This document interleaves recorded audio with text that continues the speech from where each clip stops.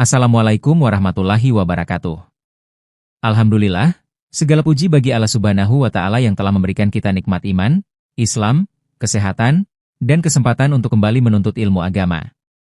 Shalawat dan salam semoga selalu tercurah kepada Nabi Muhammad Shallallahu Alaihi Wasallam, keluarga beliau, para sahabat, serta seluruh umat Islam yang istiqomah mengikuti sunnah beliau hingga akhir zaman. Dalam video kali ini, kita akan membahas secara lengkap tata cara sholat yang benar sesuai tuntunan Rasulullah Shallallahu Alaihi Wasallam. Materi ini sangat penting, karena sholat adalah tiang agama dan amalan pertama yang akan dihisab pada hari kiamat. Rasulullah Shallallahu Alaihi Wasallam bersabda, "Sholatlah kalian sebagaimana kalian melihat aku sholat." Oleh karena itu, setiap muslim hendaknya berusaha mempelajari dan memperbaiki sholatnya agar sesuai dengan tuntunan yang benar. Pastikan Anda menyimak video ini sampai selesai, karena kita akan membahas mulai dari persiapan sebelum sholat, rukun-rukun sholat, bacaan-bacaan yang dianjurkan, hingga kesalahan yang sering dilakukan ketika sholat. Mari kita mulai. Bagian 1. Persiapan sebelum sholat. Sebelum melaksanakan sholat, ada beberapa syarat yang harus dipenuhi.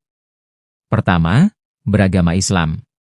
Sholat merupakan ibadah yang diwajibkan kepada setiap muslim yang telah balik dan berakal. Kedua, suci dari hadas dan najis. Seorang muslim harus berwudu terlebih dahulu sebelum sholat. Jika dalam keadaan junub, maka wajib mandi besar. Selain itu, pakaian, badan, dan tempat sholat harus bersih dari najis. Ketiga, menutup aurat. Bagi laki-laki, aurat yang wajib ditutup adalah antara pusar hingga lutut. Sedangkan bagi perempuan, seluruh tubuh wajib ditutup kecuali wajah dan telapak tangan menurut pendapat mayoritas ulama. Keempat, menghadap kiblat. Sholat harus dilakukan dengan menghadap ke arah Ka'bah di Makkah bagi yang mampu mengetahuinya. Kelima, masuk waktu sholat. Sholat wajib hanya sah jika dilakukan pada waktunya masing-masing. Bagian 2, niat sholat. Niat merupakan keinginan dan tekad dalam hati untuk melaksanakan ibadah tertentu karena Allah. Banyak orang mengira niat harus dilafalkan. Padahal, yang terpenting adalah niat di dalam hati. Ketika seseorang berdiri untuk melaksanakan sholat zuhur, asyar, maghrib, isya, subuh, atau sholat sunnah tertentu dengan kesadaran dan tujuan beribadah kepada Allah, maka itulah niat. Bagian 3, memulai sholat dengan takbiratul ihram. Setelah berdiri tegak menghadap kiblat dan menghadirkan niat dalam hati, angkat kedua tangan sejajar bahu atau telinga sambil mengucapkan Allahu Akbar. Inilah yang disebut takbiratul ihram.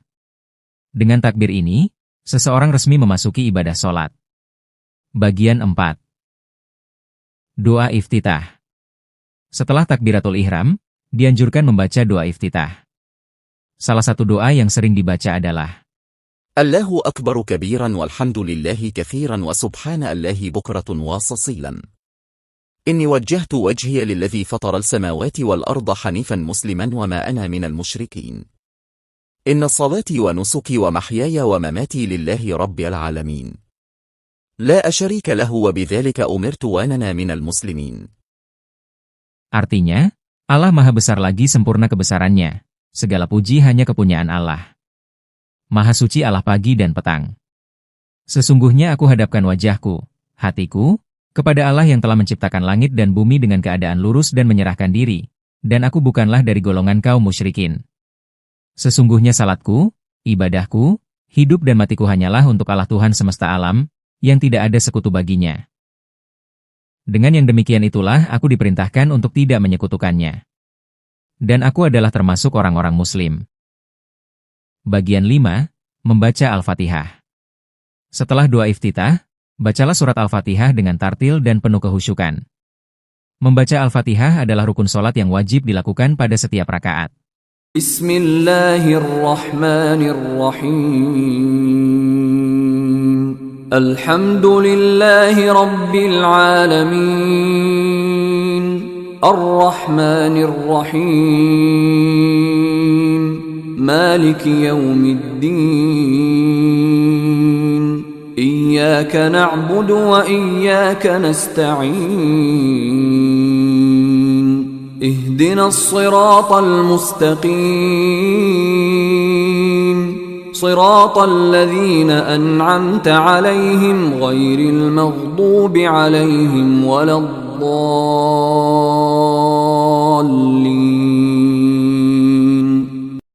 Setelah selesai membaca Al-Fatihah, ucapkan Amin, yang berarti, Ya Allah, kabulkanlah.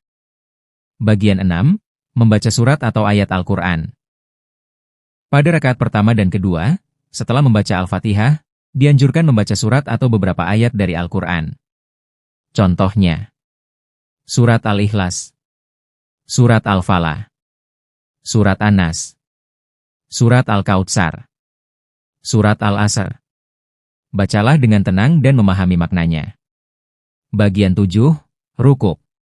Setelah selesai membaca Al-Quran, lakukan rukuk sambil mengucapkan Allahu Akbar. Posisi rukuk yang benar adalah punggung lurus, kepala sejajar dengan punggung, kedua tangan memegang lutut, jari-jari direnggangkan. Ketika rukuk, bacalah Subhana Rabbiyal Azim minimal 3 kali. Artinya, Maha suci Tuhanku yang Maha Agung. Bagian 8, I'tidal. Bangkit dari rukuk sambil mengucapkan Sami Allahu liman hamidah. Artinya, Allah mendengar orang yang memujinya. Setelah berdiri tegak, bacalah Rabbana walakal hamd. Artinya, Wahai Tuhan kami, bagimulah segala puji. Bagian 9, sujud pertama. Kemudian turun untuk sujud sambil mengucapkan Allahu Akbar. Saat sujud, 7 anggota badan harus menempel pada tempat sujud. Dahi dan hidung. 2 telapak tangan. 2 lutut. Ujung kedua kaki. Bacalah Subhana Rabbiyal A'la. Minimal 3 kali. Artinya, Maha suci Tuhanku yang Maha tinggi. Bagian 10, duduk di antara 2 sujud. Bangkit dari sujud sambil mengucapkan Allahu Akbar. Duduklah dengan tenang lalu baca Rabbik firli warhamni wajburni warfani warzukni wahdini wa afini wafu anni. Artinya, Ya Allah, ampunilah aku, rahmatilah aku, cukupkanlah kekuranganku, angkat derajatku, berilah aku rezeki, tunjukilah aku, sehatkanlah aku, dan maafkanlah aku. Bagian 11, sujud kedua. Kemudian lakukan sujud kedua dengan bacaan yang sama seperti sujud pertama. Setelah selesai, bangkit untuk rakaat berikutnya. Bagian 12, tata cara rakaat kedua. Rakaat kedua dilakukan dengan urutan yang sama. Membaca Al-Fatihah. Membaca surat Al-Quran. Rukuk. I'tidal. Sujud pertama. Duduk di antara 2 sujud. Sujud kedua. Setelah itu, duduk untuk tasyahud awal jika sholat terdiri dari 3 atau 4 rakaat. Bagian 13, tasyahud awal. Pada duduk tasyahud awal, bacalah At-tahiyatul mubarakatus sholawatut thayyibah alillah. Assalamualaikum ayyuhan nabiyyu wa rahmatullahi wa barakatuh. Assalamualaikum wa ala ibadillahis sholihin. Asyhadu alla ilaha illallah wa asyhadu anna Muhammadar Rasulullah. Posisi telunjuk tangan kanan diangkat ketika membaca kalimat tauhid sesuai tuntunan yang diyakini dari dalil-dalil yang dipelajari. Setelah selesai, berdirilah kembali untuk rakaat berikutnya. Bagian 14, rakaat ketiga dan keempat. Pada rakaat ketiga dan keempat, umumnya cukup membaca Al-Fatihah tanpa menambah surat lain. Bagian 15, tasyahud akhir. Pada tasyahud akhir, bacalah tasyahud sebagaimana sebelumnya, kemudian lanjutkan dengan syalawat kepada Nabi Muhammad Shallallahu Alaihi Wasallam.